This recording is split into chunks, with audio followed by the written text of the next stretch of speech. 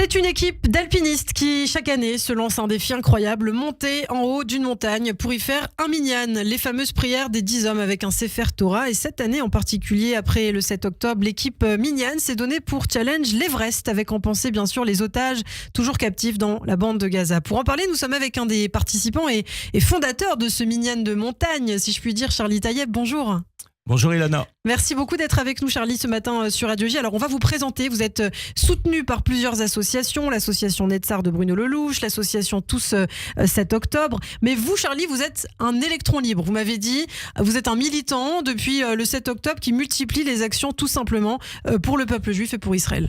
Bon, en fait, tout simplement, comme chaque personne qui a été touchée par ces événements du 7 octobre, on essaye de faire ce qu'on peut. Ouais. Voilà, on fait ce qu'on peut. Donc, dans le cadre de ce minyan Everest, puisque comme vous venez de le rappeler, chaque année, on essaye d'amener un peu plus haut la Torah avec le message qui nous tient à cœur. Cette année, le véritable message, c'était la libération des otages. Alors, comment vous est venue cette idée de gravir une montagne pour faire un minyan ? Alors, en fait, c'est venu il y a 2 ans. Il y a 2 ans, j'ai eu 60 ans. Et puis, ça a été un petit choc psychologique parce que, bon, voilà, 60 ans, pour moi, c'était l'âge de mon père, c'est pas le mien. La crise de la soixantaine. Absolument. Et je me suis dit, il va falloir que je prouve que 60 ans, on tient encore debout. Et puis, j'ai trouvé par hasard le Kilimandjaro qui faisait 6000 mètres. Et j'ai trouvé pas mal. 60 ans, 6000 mètres. Et donc, j'ai formé une équipe de 4 copains, moi inclus. Et on a touché le sommet du Kilimandjaro. On n'était pas encore équipé Sefer Torah, mais on avait déjà beaucoup de Torah dans la tête. Alors, effectivement, le Kilimandjaro, donc il faut le dire, vous avez été donc en Tanzanie. Vous avez également, vous avez dit c'était il y a 2 ans, donc c'est-à-dire que l'année dernière, vous avez fait une autre montagne aussi. Alors l'année dernière, on a fait ce qu'on appelle l'Island Peak. Et c'est là que dans la seconde édition, je me suis dit, il faut quand même une dimension un peu spirituelle. Ça ne peut pas être que sportif. Et donc, c'est là qu'est venue l'idée du minyan. La première année, on était 4. La deuxième année, on était 10. C'est ça. 10 avec un Sefer Torah. C'est la première fois qu'on amenait un Sefer Torah aussi haut. Et puis, l'aventure était tellement passionnante et tellement incroyable qu'on s'est dit, on va le refaire. C'est-à-dire 10 hommes, pas 11, pas 12. Pas 11, pas 9, rien. 10. Le principe est très simple. Chaque personne doit porter le projet en lui. Si on était 11, le 11e pourrait dire, je laisse tomber, j'en peux plus. Lorsqu'on est 10, personne ne peut laisser tomber. C'est ça. Parce que s'il laisse tomber, il fait tomber le minyan. Et donc, chacun va au bout de soi. Alors, vous êtes revenu, Charlie, il y a quelques jours, donc la semaine dernière, de l'Everest, effectivement, donc au Népal, un point culminant du monde dans l'Himalaya, à la frontière, en tout cas, en effet, du Népal et de la Chine. Mais il faut quand même avoir de sacrés jambes pour monter l'Everest. Comment on se prépare à un exploit de ce type ?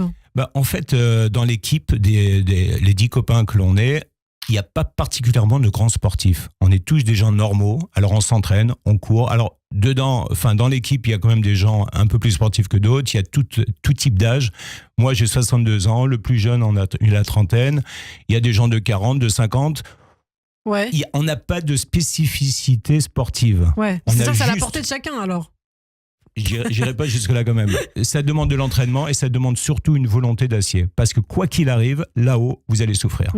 Là-haut, vous aurez toutes les raisons du monde de vous dire « j'arrête là ». Alors, il faut être tenu par quelque chose de plus fort que la volonté physique. Et cette force, c'est le message qu'on veut délivrer là-haut. C'est ce qui nous porte et c'est ce qui nous donne envie d'aller jusqu'au bout. Physiquement, on s'entraîne quand même quelques jours avant ? Non, pas quelques jours. Ouais. Quelques mois, voire quelques années. Ouais. Non, ça se fait pas comme ça, d'autant plus que plus on monte et moins il y a d'oxygène. Et donc, ça devient très compliqué. Chaque pas là-haut est une souffrance. Mais encore une fois, c'est la volonté. Je vais vous raconter juste une petite histoire. Oui. Une petite histoire. Moi, j'ai un fils de 8 ans. Et puis donc, le jour du départ, on partait à 5h du matin. Donc, j'ai dit au revoir à toute ma famille le soir, la veille au soir. Et puis, je suis sorti en catimini, histoire de ne réveiller personne. Et en sortant de ma chambre, je vois mon fils de 5 ans qui est devant moi et qui me dit « Papa, j'ai pas dormi de la nuit, de 8 ans, j'ai pas dormi la nuit, je voulais juste ne pas te louper pour te faire un bisou. » Et il m'a dit « Papa, je suis sûr que tu vas y arriver. » Il m'a mis une telle pression que pendant tout le voyage, il m'a dit, j'en ai parlé à tous mes copains, ma maîtresse. J'ai dit, mais arrête. Et du coup, pendant tout le voyage, je n'avais que lui en tête en me disant, je peux pas décevoir mon fils. Donc c'est une question de morale aussi, quoi. 98%, comme dans beaucoup d'épreuves sportives, 99% de toute façon. de volonté de morale. Mais alors finalement, vous êtes quand même arrivé assez haut, 6600 mètres, je crois, dans l'Annapurna. Et le point le plus haut de l'Everest, c'est 8850 mètres. Alors, Si vous voulez encore une autre petite histoire, nous, la target, première année, Kilimanjaro 6000, deuxième année, Highland Peak 6002, troisième année, donc là, c'était le Shirley East qui faisait 6006. Malheureusement, à 6000, il y a une crevasse est apparue. Ah. Une crevasse qui nous a empêchés d'aller plus loin. Donc ça a été ma grande déception parce qu'on a passé presque un an à s'entraîner et puis les Sherpas nous ont dit impossible d'aller au-devant puisque de toute manière, vous n'avez pas le timing. Il fallait contourner la crevasse qui nous prenait 4 ou 5 heures supplémentaires et il aurait été impossible de toute manière de remonter, de redescendre dans le même jour puisque c'est le principe. Le dernier jour, ce qu'ils appellent le Summit Day, c'est le jour où on gravit le sommet. Il est question à partir du dernier campement, de toucher le sommet et de redescendre au campement. Et pour cela, on se réveille vers 2 heures du matin et c'est une ascension qui dure entre 10 et 20 heures selon les cas. Ouais. Mais il faut surtout descendre avant la nuit parce qu'une fois que la nuit est tombée, ça devient très compliqué. C'est ça.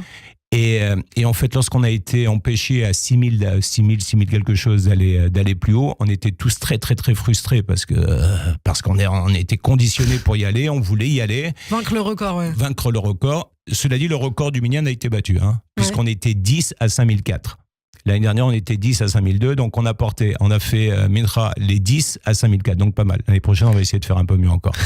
Et donc, on a été empêché par cette crevasse, et sur le coup, j'étais frustré, je me suis énervé avec les Sherpas, je lui dis « No way, je veux y aller, débrouillez-vous ». Il me dit « C'est pas possible, la montagne est imprévisible ». Ouais, c'est trop dangereux, ouais. Non, il me dit « C'est même pas une question de danger, c'est que ce n'est pas possible ». Au milieu, en fait, c'est comme un tremblement de terre où la terre se serait divisée en deux. Et donc, on avait une crevasse avec une vingtaine de mètres d'une rive à l'autre, avec un trou béant.